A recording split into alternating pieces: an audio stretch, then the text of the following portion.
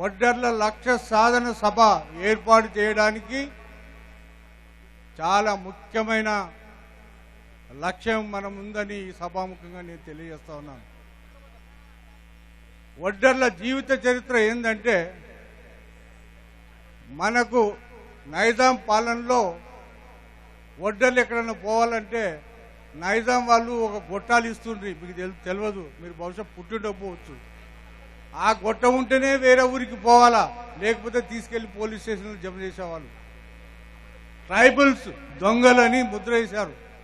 స్వాతంత్రం వచ్చిన తర్వాత మనకు ఆ గొట్టం సిస్టమ్ పోయి కొంచెం జనస్రవంతిలోకి వచ్చాం. ఎలా వచ్చామంటే,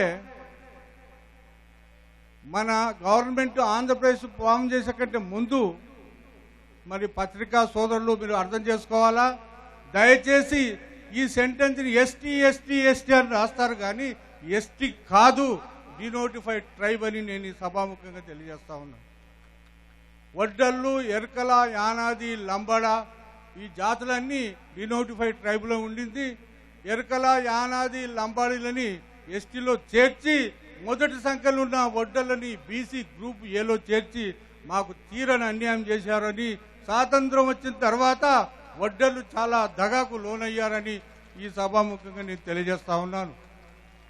ఈరోజు ఈ సమావేశం ముఖ్య ఉద్దేశం కూడా మమ్మలను తిరిగి వడ్డలను డినోటిఫైవ్లో చేర్చాలని మేము ముఖ్యమంత్రి గారిని కోరడం జరుగుతుందని తెలియజేస్తా ఉన్నాం. ఇతర కులాలు మరి ఇప్పుడు గౌడ్స్ ఉన్నారు, వాళ్లకు గీతా కార్మికులని వాళ్ళ వృత్తి ఇస్తున్నారు, వాళ్ళకే సొసైటీ ఇస్తున్నారు. మరి రాయగొట్టుకుని మా వడ్డర్లకు బండలు వడ్డర్లకే ఇవ్వాలని, మా హక్కుని మాకు కల్పించాలని మేము టీఆర్ఎస్ ప్రభుత్వాన్ని, రాష్ట్ర ముఖ్యమంత్రి గారిని ఈ వేదిక నుండి పిలుపునిస్తున్నానని ఈ సభాముఖంగా నేను తెలియజేస్తా ఉన్నాను. ఇక చూశారు, ఈ రోజుల్లో ఫిషరీస్ వాళ్లకు చేపల చెరువులు మరి వితంతువులకు వృద్ధాప్య పింఛన్ నేను ముఖ్యమంత్రి గారి దృష్టికి తీసుకుపోయినప్పుడు వడ్డర్లకు కూడా అన్ని బీసీ కులాలకు మేము పింఛన్లు ఇస్తున్నప్పుడు మీ వడ్డర్లు కూడా బీసీ కదా, మీకు ప్రత్యేకంగా ఎందుకని ముఖ్యమంత్రి గారు ప్రశ్నించారని ఈ సభాముఖంగా నేను తెలియజేస్తా ఉన్నాను.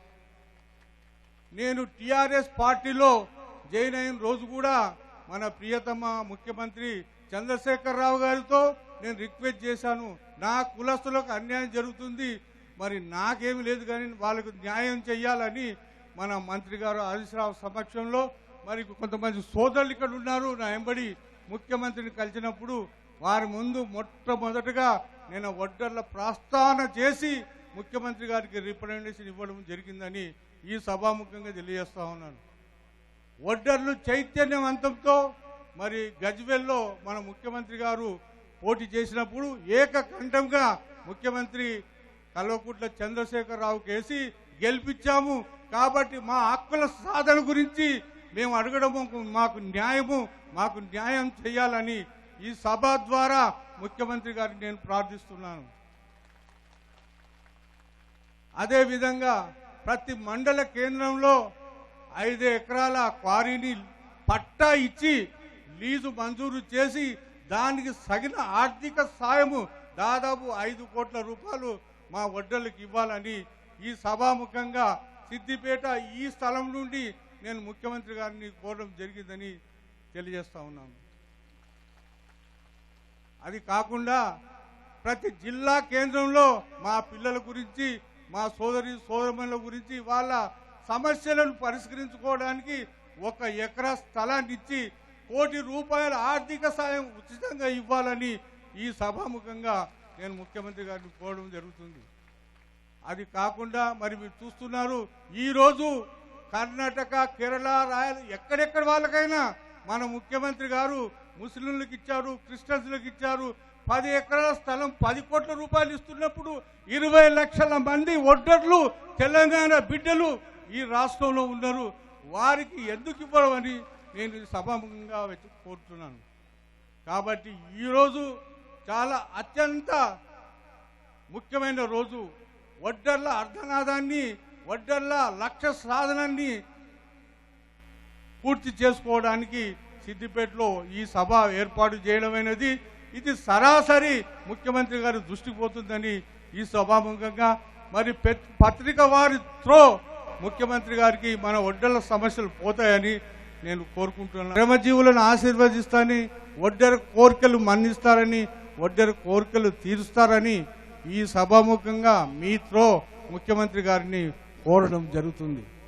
ఈరోజు మరి పెద్దలందరూ వచ్చారు. మరి సభాధ్యక్షులు నేను ఇంతకంటే ఎక్కువ మాట్లాడలేను, ఎందుకంటే మాకు కావాల్సిందే కదా మాట్లాడేది.